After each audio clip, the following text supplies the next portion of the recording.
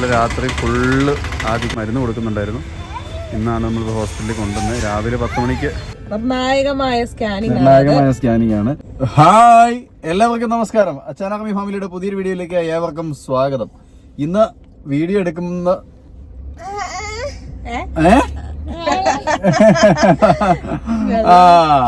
ഞങ്ങൾക്ക് പനിയായിരുന്നു. പനി എന്ന് പറഞ്ഞു കഴിഞ്ഞാൽ രാത്രി മൊത്തം ഭയങ്കര പനി. ഇന്ന് ഈ സമയം വരെ ഒരു ഭാഗം കഴിച്ചിട്ടില്ല. എപ്പോഴാന്ന് തോന്നുന്നു ചായൻ ചൂടുണ്ടടി, ടെമ്പറേച്ചർ നോക്കാന്ന് പറയുന്നത്. അതെ, അങ്ങനെ നോക്കിയപ്പോ 100 ഉണ്ടായിരുന്നു. അന്നേരം തന്നെ ഞങ്ങള് മരുന്ന് കൊടുത്തു. അത് കഴിഞ്ഞ് കുറഞ്ഞു. അത് കഴിഞ്ഞ് പിന്നെ ഇച്ചിരി കൂടി 101 വരെ വന്നു. അത് കഴിഞ്ഞ് പിന്നെ അങ്ങ് കുറഞ്ഞു കേട്ടോ.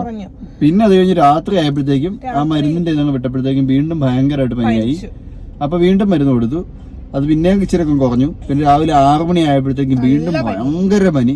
പിന്നെ ഞങ്ങൾ കുറെ വെള്ളമൊക്കെ ഇത് ആക്കിയിട്ട് ചെറിയ ചൂടാക്കിയിട്ട് ഫുള്ള് ദേഹം മൊത്തം തുടച്ചിട്ട് വീണ്ടും ഒരു സപ്പോസിറ്ററി വെച്ചു. കാരണം മരുന്ന് കഴിക്കാൻ ഭയങ്കര ബുദ്ധിമുട്ട്. അതുകൊണ്ട് സപ്പോസിറ്ററി വെച്ചിട്ട് കരച്ചില്ല, ഭയങ്കര കരച്ചില്ല, തുപ്പുക. അപ്പോൾ അത് ബുദ്ധിമുട്ടായതുകൊണ്ട് സപ്പോസിറ്ററി വെച്ചു. അത് കഴിഞ്ഞ് പിന്നെയും 1 മണിക്കൂർ കഴിഞ്ഞപ്പോൾ പനി കുറഞ്ഞു. പിന്നെ ഒരു 10 മണി ആയപ്പോഴത്തേക്ക് പിന്നെയും പനിയായി. അത് കഴിഞ്ഞ് വീണ്ടും ഞങ്ങൾ ബലം പ്രയോഗിച്ച് പാരസിറ്റാമോളിലെ സിറപ്പ് കൊടുത്തു. അത് കഴിഞ്ഞ് ഇപ്പോൾ സമയം ഒരു 3 മണിക്കൂർ കഴിഞ്ഞതേ ഉള്ളൂ അല്ലേ. 10 മണിക്ക് കൊടുത്തു. ഇപ്പോൾ ഒരു 1:15 ആയതേ ഉള്ളൂ. ഇപ്പം നിലവിൽ പനിയില്ല. അപ്പോൾ ഇനി കുറച്ച് കഴിയുമ്പം പനിക്കുവോ അതിനിടയ്ക്ക് എവിടം വരെ പറഞ്ഞു വന്നത് നമ്മൾ ഓർക്കുന്നില്ല. 1:15 ആയതേ ഉള്ളൂ, 3 മണിക്കൂർ ഇപ്പം നിലവിൽ പനിക്കുന്നില്ല. അതെ, അതിനിടയ്ക്ക് രണ്ടുപേരെ കണ്ടു കേട്ടോ. നമ്മൾ അറിയുന്നത്. അപ്പോൾ അവർ കൈ കാണിച്ചപ്പോൾ നമ്മൾ അവിടെ മിണ്ടാൻ പോയി. അപ്പോൾ അങ്ങനെയൊക്കെയാണ് ആദിക്കുട്ടൻ്റെ കാര്യം. ആദിക്കുട്ടനെ കൊണ്ടുവന്ന് ഡോക്ടറെ കൊണ്ടുവന്ന് കാണിച്ചു. ഡോക്ടർ അന്നേരം ഇപ്പോൾ ചോദിച്ചു, പനിയായിട്ട് ബന്ധപ്പെട്ടൊന്നും ചോദിച്ചില്ല. ഇവിടെ വന്ന് നോക്കിയപ്പോൾ പനി കുറവാണ്. അവൻ്റെ മുഖത്തും തടി വെട്ട പിടിച്ചിട്ട് എന്തോ ഇതുപോലെ ഇരിക്കുന്നത്. അപ്പോൾ അത് മാറി. അത് അവൻ്റെ സൈഡിലേക്ക് ഒന്ന് വെട്ട പിടിച്ചിട്ട് കേട്ടോ. അപ്പോൾ പനിയായിട്ട് ബന്ധപ്പെട്ട് വലിയ കാര്യങ്ങളൊന്നും പറഞ്ഞില്ല. പിന്നെ ഡോക്ടർ പ്രത്യേകം പറഞ്ഞ കാര്യം, ഇവനിപ്പോൾ ഈ പ്രായത്തിൽ എത്ര വാക്കുകളൊക്കെ സംസാരിക്കും എന്നുള്ള കാര്യങ്ങളൊക്കെ ചോദിച്ചു. അപ്പം സംസാരിക്കുന്ന വാക്കുകളുടെ എണ്ണം ഈ പ്രായത്തിൽ 2 വയസ്സാകുമ്പോൾ 250 വാക്കുകളെങ്കിലും പിള്ളേർ മിനിമം സംസാരിച്ചിരിക്കണമെന്നാണ് ഡോക്ടർ പറഞ്ഞത്. അപ്പോൾ നമ്മൾ 2 വയസ്സിലേക്ക് എത്തിയിട്ടില്ല. 1 മാസം കൂടെ ഒക്കെ എടുക്കും 2 വയസ്സിൽ എത്താനായിട്ട്. അപ്പോൾ 1 മാസം കൂടുതലുണ്ട്. അപ്പോൾ ഡോക്ടർ പറഞ്ഞത് 2 വാക്കുകൾ ഒന്നിച്ച് സംസാരിക്കേണ്ട സമയമാണ് 2 വയസ്സാകുമ്പോഴത്തേക്കും. അപ്പോൾ അതുകൊണ്ട് തന്നെ ഫോൺ ഓവറായിട്ട് ആശാൻ ഉപയോഗിക്കുന്നുണ്ട്. ഫോണെന്ന് പറഞ്ഞാൽ ഫോൺ ഇല്ലാതെ ഫുഡ് കഴിക്കത്തില്ല. അപ്പോൾ രാവിലെ ഒരു 2 മണിക്കൂർ ഫോൺ കണ്ടുകൊണ്ടായിരിക്കും ഫുഡ് കഴിക്കുന്നത്. ഉച്ചയ്ക്ക് 2 മണിക്കൂർ ഫോൺ കണ്ടുകൊണ്ടായിരിക്കും. അങ്ങനെ ഫോൺ കണ്ടുകൊണ്ടാണ് ഫുഡ് കഴിപ്പ്. വേറെ ഒന്നുമല്ല, ഡോക്ടർ പറഞ്ഞ ഒരു കാരണവശാലും ഫോൺ കൊടുത്തിട്ട് ഫുഡ് കൊടുക്കാൻ നിങ്ങൾ നിൽക്കരുത്. കഴിച്ചില്ല, ഒരു ദിവസം പട്ടിണി കിടന്നാലും ഒന്നും സംഭവിക്കുകയില്ലെന്ന് ഡോക്ടർ പറഞ്ഞു. നമുക്കങ്ങനെ വിഷമം തോന്നും, പക്ഷെ ഒരു ദിവസം പട്ടിണി കിടന്നാലും ഒന്നും സംഭവിക്കുകയില്ല. അത് അങ്ങനെ ഒരിക്കലും നിർബന്ധിച്ച് പിള്ളേരെ കുത്തി കയറ്റി തീറ്റിക്കരുത്. വേണ്ട വന്ന് കഴിച്ചോളും. നമ്മൾ ഈ അനാഥാലയത്തിൽ അവിടെ ഇവിടെ കുറെ സ്ഥലങ്ങളിൽ പിള്ളേരുടെ കാര്യം ഡോക്ടർ പറഞ്ഞു ഇങ്ങോട്ട്. അവിടെയൊക്കെ പിള്ളേർ ഒരുപാട് പേരുണ്ട്. ആരെങ്കിലും നിർബന്ധിച്ച് കൊടുത്തിട്ടാണ് അവർ കഴിക്കുന്നത്. അല്ല, അവർക്ക് വിശക്കുമ്പോൾ അവർ തന്നെ കഴിക്കും. അപ്പോൾ അതുകൊണ്ട് ഒരു കാരണവശാലും കുത്തിക്കയറ്റി പിള്ളേർക്ക് ഭക്ഷണം കൊടുക്കേണ്ട ഒരാവശ്യമില്ല. അങ്ങനെ കൊടുക്കണ്ട. വിശക്കുമ്പോൾ അവർ തന്നെ വന്ന് കഴിച്ചോളൂ എന്ന് പറഞ്ഞു. ഫോൺ കൊടുത്ത് കഴിപ്പിക്കുന്ന പരിപാടി ആ പരിപാടി നിർത്തിക്കോളാം എന്ന് പറഞ്ഞു. അപ്പോൾ ഇന്ന് മുതൽ കർശനമായിട്ട് ഫോൺ കൊടുക്കുന്ന പരിപാടി സ്റ്റോപ്പ് ചെയ്തിരിക്കുകയാണ്.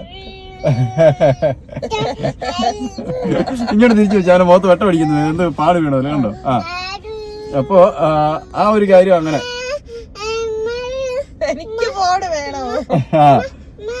നമ്മള് കാണിച്ചു കൊടുക്കുന്നതാണല്ലോ, നമ്മളെ കയ്യിൽ എപ്പോഴും ഫോണുണ്ട്. അതൊക്കെയാണ് ഈ കുഴപ്പം. പിന്നെ വേറൊരു കാര്യം എന്ന് പറഞ്ഞു കഴിഞ്ഞാൽ ഇവളെ ഡോക്ടറെ കാണിക്കണമായിരുന്നു. ഇന്ന് ഡോക്ടറെ കാണേണ്ട ദിവസമായിരുന്നു. ഡോക്ടറെ കണ്ടു. വേറെ ബുദ്ധിമുട്ടും കുഴപ്പങ്ങളൊന്നും ഇല്ല.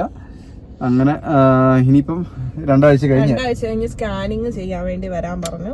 അതെ, നിർണായകമായ സ്കാനിങ് ആണ്. ലാസ്റ്റ് സ്കാനിങ് ആണ്. സ്കാനിങ് കഴിയുമ്പോൾ ഡോക്ടറെ ഡേറ്റ് പറയും. എന്നാണ് സിസേറിയൻ ചെയ്യേണ്ടത് അങ്ങനെയുള്ള കാര്യങ്ങളൊക്കെ പറയും.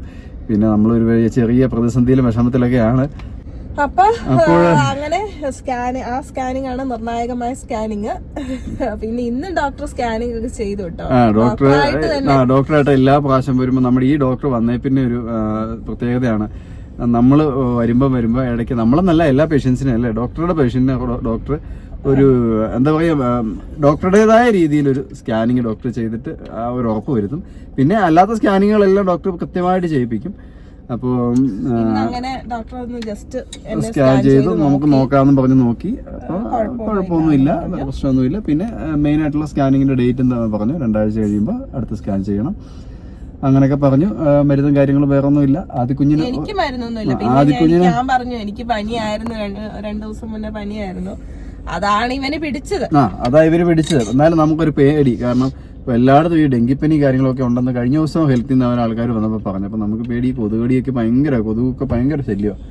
അപ്പൊ ഇനി അങ്ങനെ വല്ലതും ഒന്നും പറയാൻ പറ്റില്ലല്ലോ, പിള്ളേരെ ആയതുകൊണ്ട് അവർക്ക് പറയാനും അറിയത്തില്ല, എന്തൊക്കെ വേദനകളാണെന്നോ ബുദ്ധിമുട്ടാണെന്നോ ഒന്നും അറിയത്തില്ലല്ലോ.